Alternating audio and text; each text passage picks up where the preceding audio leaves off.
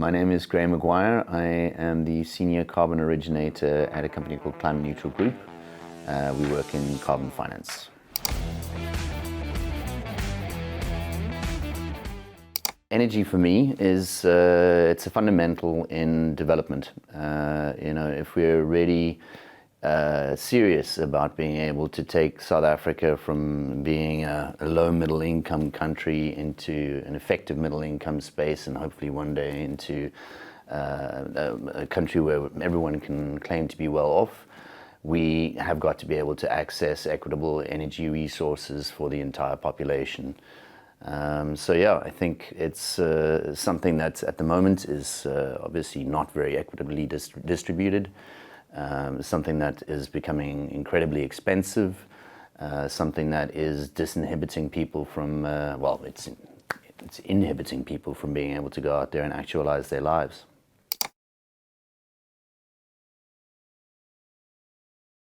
I think the future of energy is coming down the pipe so fast for us. One of the things that I do is I write for a newspaper called Business Day, and I've been saying for the last 2 years in my columns that we are either going to choose the terms of our adaptation from an energy systems perspective, or we're going to have the terms of adaptation dictated to us.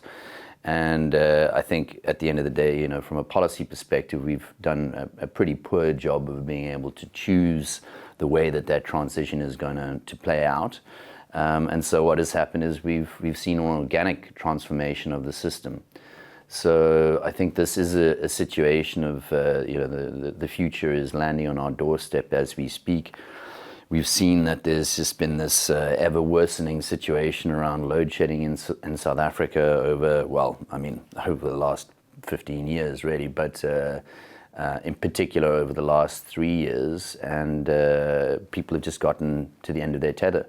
And if we look at what that has meant from an industrial perspective, in 2015 and 2016, South Africa was rated as the fastest growing green economy hub in the world by Bloomberg. And that was entirely on the back of the success of the Renewable Energy Independent Power Producer Procurement Program. And that obviously threatened interests in coal, that threatened the hegemony of Eskom, because this is all independent power producers. And obviously, what was the response from government? That was obviously to completely just destroy that program.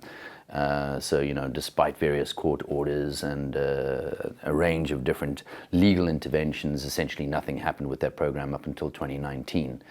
So we decimated the renewable energy industry in South Africa. And now what is happening is that people have just gotten to a point where they're so sick and tired of sitting and waiting for the government to respond that they've just taken matters into their own hands. It's pushed the economy to the brink of collapse, and eventually, something had to give, and that's been the level of regulation around the state in terms of trying to inhibit the amount of renewable energy private production, and that's really fallen away now.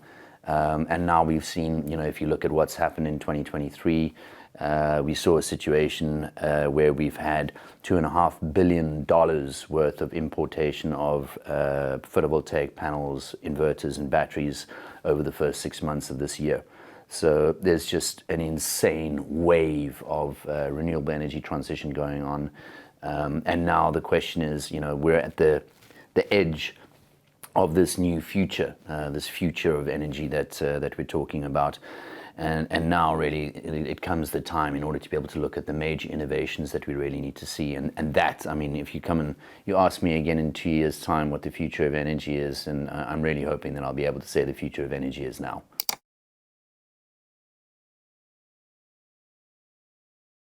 Wouldn't it be cool if we could have a situation where we had properly distributed energy resources across the country? If we had a situation where we didn't have artificial pricing that was coming in. The pricing system as it currently stands, the second largest area of municipal revenue in South Africa, comes from electricity sales. So municipalities are really dependent on being able to sell expensive energy in order to be able to continue to subsidize very often corrupt systems.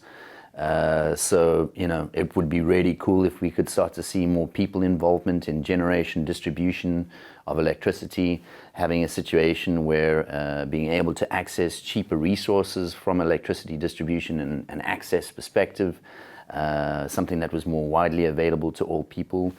If we had a situation where lower income households weren't sitting in a situation where they were held captive by the electricity hegemon that we have in terms of our generation and distribution networks through both Eskom and municipal resources. It would be cool if it wasn't just wealthy households who are able to access energy efficiency and renewable energy products. It would be great if we could start to see that energy efficiency in transport and electric vehicles could start to move out of fancy BMWs and Audis and that kind of thing, and start to move into the minibus taxi sector, into the bus sector.